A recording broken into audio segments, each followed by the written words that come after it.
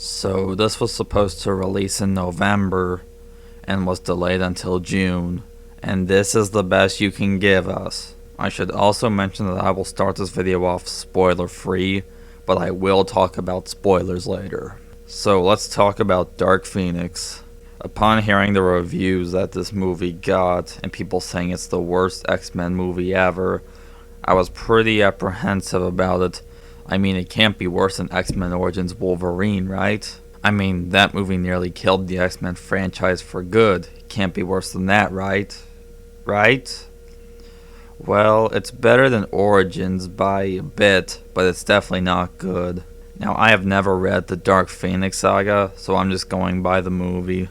As the finale to X-Men, I say finale like that because the New Mutants isn't out yet. This was not very good. I'd say in terms of superhero movies released this year, it's worse than Captain Marvel, but better than Hellboy. I'm going to start with what I liked. Some of the acting was pretty good. Some. The action is pretty good, and the visual effects are nice to look at. Okay, for negatives. Where do I begin? I'll start off with some non-spoiler issues, then get into the spoilers. The characters don't age. The timeline between First Class and this is 30 years, so why do the characters barely age? This movie is set in 1992. The first X-Men is set in 2000.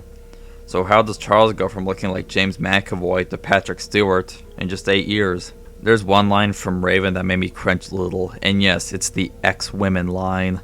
Deadpool 2 already addressed this. Besides, we're X-Men. You're X-people.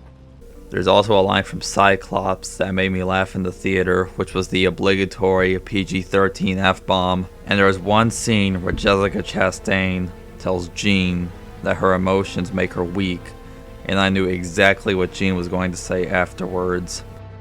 Why does Mystique look different in this movie?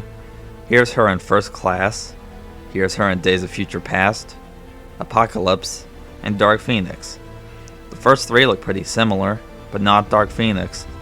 Like, why is her skin a lighter shade of blue? Don't bother staying during the credits.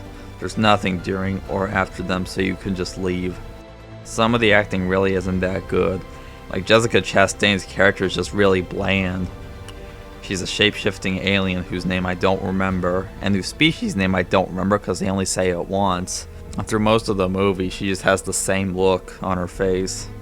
Let's get into spoilers. If you haven't seen it and want to go to the end with my score, just skip to the time written on the screen. Mystique's death. I didn't feel anything during it. What I don't get is why Charles, someone who knew Mystique since they were children, barely reacted to this. Which leads me to my next issue, how they portrayed Charles. Jean has a traumatic experience as a child, and Charles, instead of helping her overcome that, just represses it. How are you even qualified for being a professor? Another character who I had issues with, Hank. He goes from being a nice guy to must murder Jean Grey within like a minute. So, Magneto's living on Genosha, which the US government said he could live on. This land was given to us by the US government.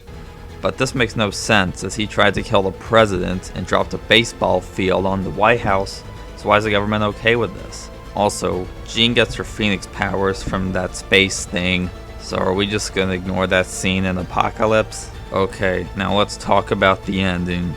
So after a battle on the train, Jean takes Jessica Chastain into space and kills her.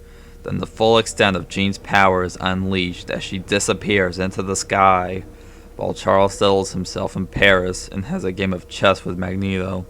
We see the Phoenix in the sky. Okay, so let's dissect this ending, shall we?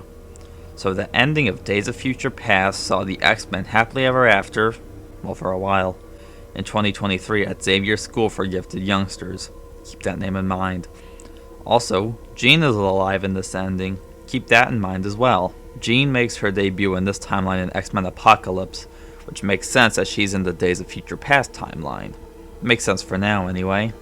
But in Dark Phoenix, she sacrifices herself, which at first doesn't make sense because how is she alive in Days of Future Past? And that would mean she died before she met Wolverine.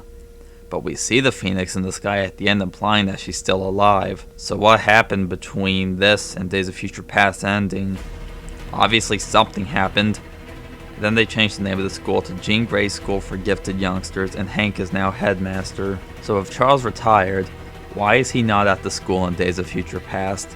I swear this ending does not make sense at all. Okay, so we're past the spoilers now. This movie is not very good.